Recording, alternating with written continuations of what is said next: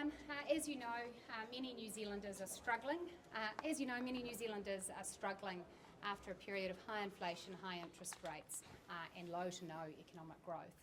So today I've released a document, Going for Growth, which provides a stock take of the many actions the government has underway to both grow our economy and address New Zealanders' rising cost of living.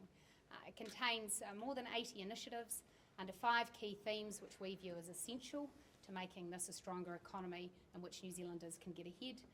They are familiar to you: lifting education and skills, ensuring that we have better science, innovation and technology, more competitive business settings, including competition, driving infrastructure development and ensuring we are developing overseas investment and trade.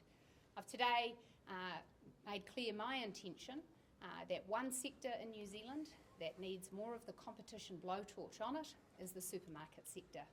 I know that New Zealanders struggle to understand why they pay such high prices and why they don't face the same choices as consumers in other markets. It's my view that the optimal solution would be a third entrant to disrupt the duopoly. I want to take the actions that make sense and that are in our power to support that. I'm humble enough to realise that ultimately that will require people with private capital taking a risk. So in the meantime, we are going to make sure that we are holding supermarkets accountable to both their customers and their suppliers. And today I've outlined a range of actions we will be taking to deliver that. So I welcome your questions. Do you know who is willing to be that company, who's willing to take that risk and try and break into the New Zealand market? Well, my whole objective is to reduce the risks they face. Because right now, you're right, if someone wants to enter our market, they look at it and they say, that's risky. Will I be able to get a resource consent? Will I get overseas investment approval? Will there actually be a site I can get developed? Will I get tied up in court with vexatious litigation? Is this actually a goer? So my view is let's reduce that risk by working alongside potential third entrants. I know that we have had people indicating interests. I've been advised I should not disclose their particulars due to their commercial interest, and this is the little guy I want to take on the big guy, so I don't want to make it hard for him right at the beginning. Do you think what countries they're from? Look, there is of course some New Zealand interest from investors who have the potential to partner with an international supermarket chain. I'll leave it there. Do you think that the supermarket chain should be broken up into retail and wholesale, which would then mean that third competitor would get the same wholesale prices? Look, as I say, in the first instance, my focus is on getting that new entrant into the market. As you know, there has been advice in the past on the risks and benefits that could come with a wholesale-retail split.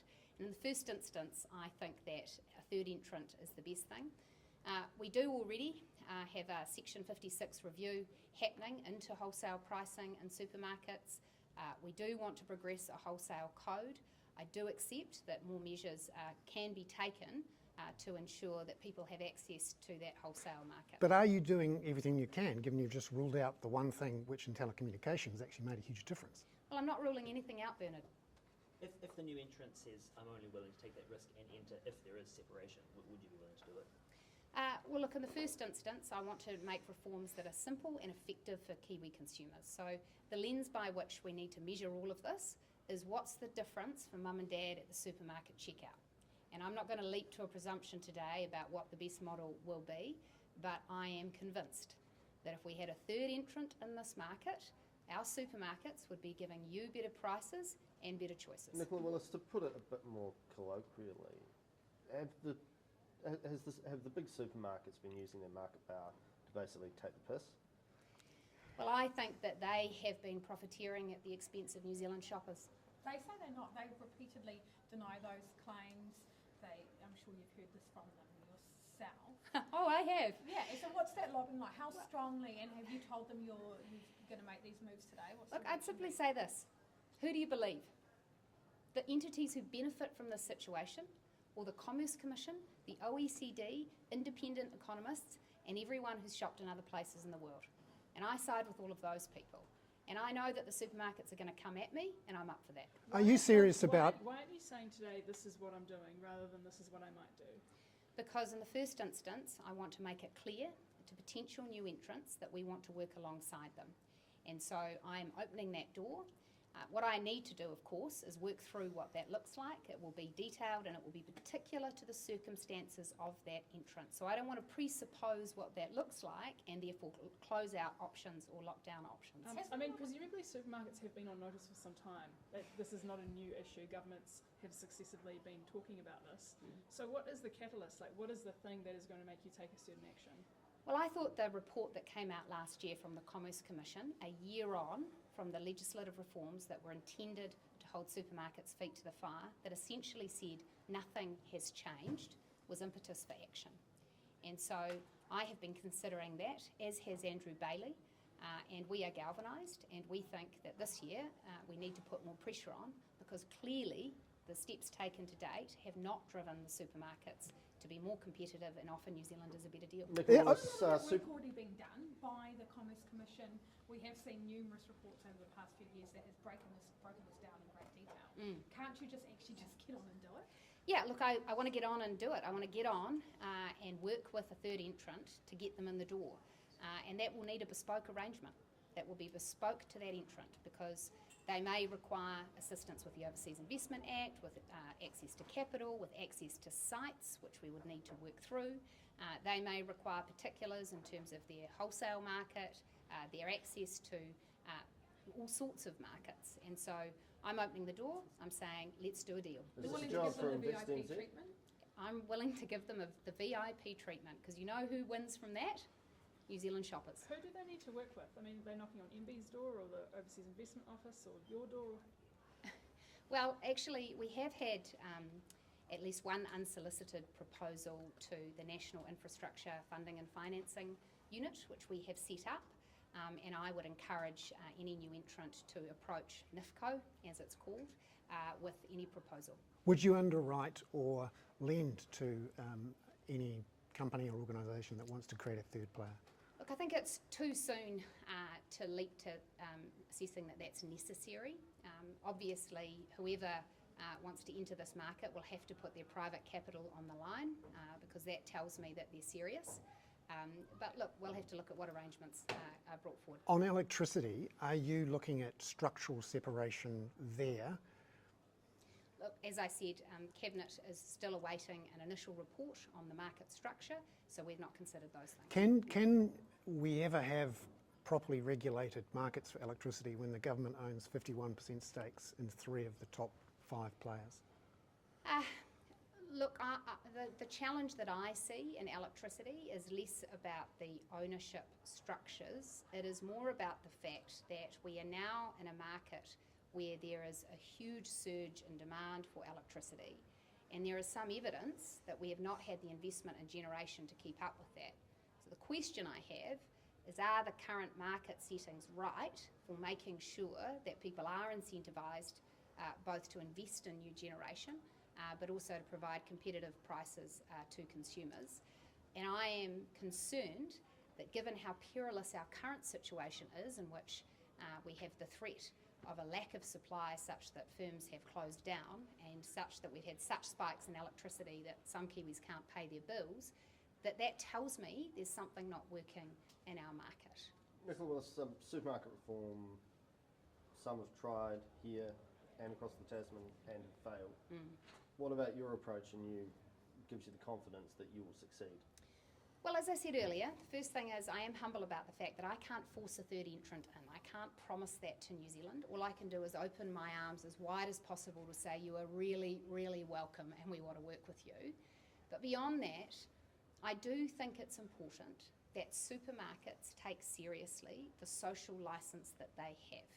And what I'm saying is we haven't seen enough action from you on problems that are significant, both for shoppers, but also, as I said, New Zealand food suppliers. So we're going to take action, and we will keep ratcheting up the regulatory pressure until we get results. So are you explicitly saying that there has been such a market failure that the government will explicitly help a third entrant overcome the barriers to entry to get into the New Zealand market? Well, look, my view of competition is this. In a well-operating market, you should have people who, if they see opportunity, will enter that market. Sometimes markets operate imperfectly, and I see evidence in the supermarket sector that there are regulatory barriers that are actually preventing entry. And so I think it particularly falls to the government to address that, because there are regulations. You know, it's us who put the Overseas Investment Act there, it's us who put the Resource Management Act there, it's us who have allowed land banking to occur. So where these issues are identified and we can take regulatory action, I think that is the simplest, cleanest way to make the playing field a little more even. Just one more question, guys. What's the realistic Really? time frame on actually We've got to getting get a to the third supermarket in? And what happens in the meantime? Because this is some time off, as you say, Kiwis are still getting ripped off. Yeah, look, it's a very good question, because I'm conscious that there's quite a process to flow. First, do we get unsolicited proposals that look viable? Second, when we work with those people, what are the regulations that Cabinet thinks are worth changing in order to get that bit over the line? And, you know, there will be costs and benefits to assess with that. And then it's a matter of when that entrant can open the doors. So that's why I laid out in my speech. In the meantime, we actually have to use a range of new tools to ensure that supermarkets are more accountable to suppliers and consumers. Andrew Bailey already has a significant work program this year to advance that. The Commerce Commission will be reporting back with further recommendations later this year, and I'm standing ready to react to that, because we need to watch this sector very closely. Just one question on the budget.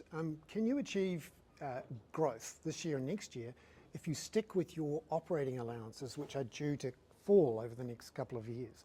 Will you have to loosen the belt a bit to get the growth? Well, the first thing I'd highlight, because it's often forgotten, we are forecasting increased government spending in each of the forecast years. And the second thing I'd say is that both the Reserve Bank and Treasury are forecasting that we will do that while returning to growth.